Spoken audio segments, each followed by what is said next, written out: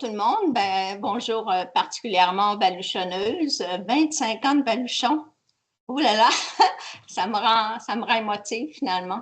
Alors, j'ai pensé pour les 25 ans de baluchon de vous raconter la naissance de baluchon, comment ça s'est développé tout ça. Alors, il y a comme deux volets. Il y a le volet professionnel, puis il y a le volet aussi personnel. Alors, je vais commencer par le volet professionnel, 199. Alors, à ce moment-là, je travaillais à l'Institut de gériatrie à Montréal.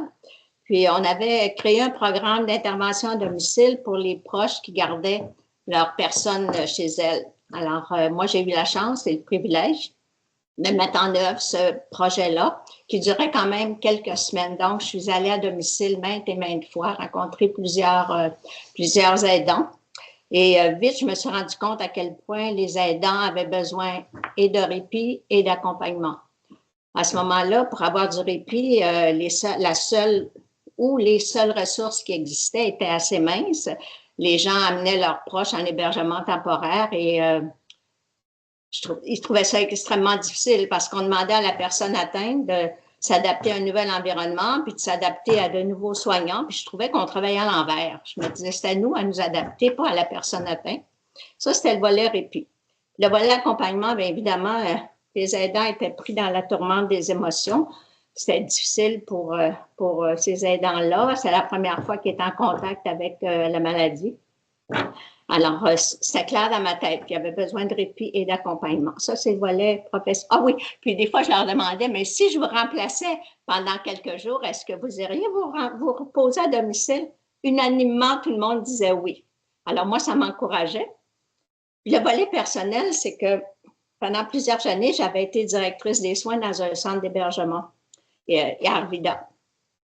Puis, je voyais, évidemment, j'ai vu beaucoup de personnes âgées mourir et je trouvais qu'il y avait deux catégories. Il y avait les gens qui mouraient sereinement, mais il y avait toute l'autre catégorie, j'aurais donc dû. Mais là, il était trop tard avec les j'aurais donc dû. Puis je m'étais juré dans ma tête que moi, je ne mourrais pas dans la catégorie des j'aurais donc dû. Alors, il y avait ces deux volets-là qui m'habitaient.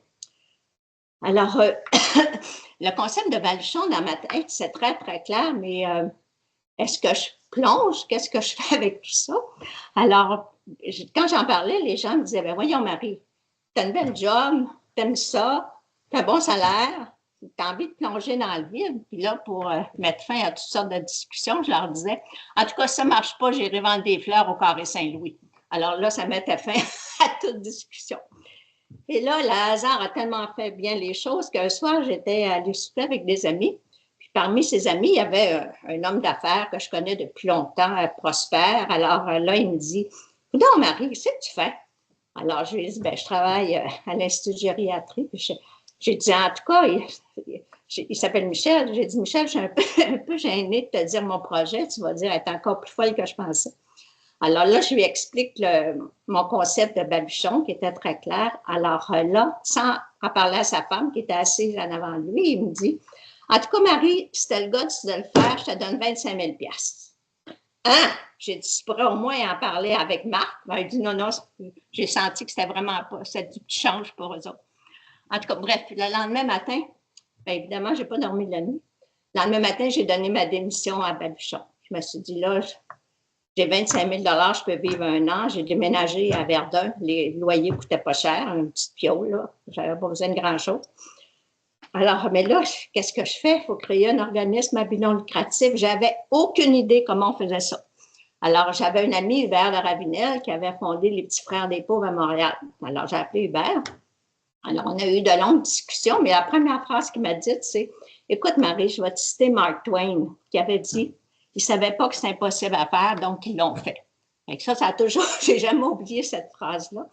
Puis, à ce moment-là, il y avait un moratoire parce qu'il y avait tellement de monde qui voulait créer des organismes à but non lucratif le gouvernement avait décidé de restreindre un peu ça, mais grâce à Hubert, on a pu, je pense, après 2 ou 3 mois, on avait nos lettres patentes du fédéral et du provincial. Alors, c'était drôle parce que quand on remplissait les papiers, moi, je ne voulais pas marquer que c'était des intervenantes, fait qu'il a fallu inventer des mots. On a inventé baluchonnage, baluchonneuse, etc. D'ailleurs, ce n'est pas encore dans le dictionnaire, mais peut-être que ça viendra. Bref, alors, voilà, on avait un conseil d'administration. Madame Suto que je connaissais déjà, là. Parce qu'en tout cas, bref, je lui ai demandé d'être notre marraine. Alors, il y avait Janine, il y avait Benoît Lacroix qui m'avait dit, bien, j'espère que tu vas m'inviter sur ton CA. Donc, pendant 3 ans, j'étais toute seule de baluchonneuse. Alors, les conseils d'administration, bien, je racontais les baluchonnages, puis on faisait des demandes pour avoir de l'argent. On demandait 50 $ aux familles pour 24 heures. Mais je disais, mon 25 000 $, il va finir par s'épuiser. En tout cas, ça a été très, très, très difficile parce qu'on rentrait dans aucun carreau au ministère. Alors, mais au bout de 3 ans, et là, je me suis promenée de Sept-Îles jusqu'au Mont-Tremblant. Je n'étais jamais chez nous, fait que c'était pas bien grave. Mais au bout de 3 ans, là, je n'arrivais pas à répondre à la demande. On a dit, bon, pour essayer d'engager 4 baluchonneuses. Madame Citeau, elle me disait, ma pauvre petite Marie, tu ne trouveras jamais des personnes assez folles comme toi pour faire ça. Je dis, Madame Citeau, un instant. On va mettre une annonce tellement bizarre dans le journal qu'il y a juste les gens un peu folles, les personnes un peu folles qui vont répondre. Puis on a eu une vingtaine de CV extraordinaires, mais on ne pouvait pas les engager, les 20, donc on a engagé 4. Alors oui, l'annonce dans le Devoir, dans la presse, c'était « Nous cherchons des gens de cœur et de passion pour un travail hors des sentiers battus ». Alors, on a engagé les 4 baluchonneuses, puis là, on a eu du renfort. Puis, une autre belle chance qui est arrivée, c'est que j'ai rencontré quelqu'un qui était prêt à nous accompagner comme psychologue, Ali Aramein, qui a fait ça pendant plusieurs années. Donc, les ressourcements, on les préparait avec Ali. Puis, si une baluchonneuse avait une difficulté particulière, bien, elle pouvait rencontrer Ali aussi souvent qu'elle en avait besoin. Alors, c'est comme ça que Baluchon Alzheimer est né. Puis, en 2004, ça a été Baluchon Alzheimer Belgique. Il me semble que c'est en 2004 qui continue toujours. Alors, ça a été vraiment une belle aventure. Moi, ben, dans mon cœur, je suis encore baluchonneuse. Je pense que je vais toujours l'être. Puis, des fois, je me dis, si on m'appelait demain matin pour aller baluchonner, ben, je pense que je dirais oui, mais par contre, j'imagine la famille qui reçoit un téléphone en disant la baluchonneuse qui va aller chez vous va avoir 80 ans dans quelques semaines. Je ne suis pas sûre que ça rassurerait les familles. En tout cas, bref, on ne sait jamais. Moi, il faut s'abandonner à la vie. Alors, mais je peux vous dire une chose, c'est que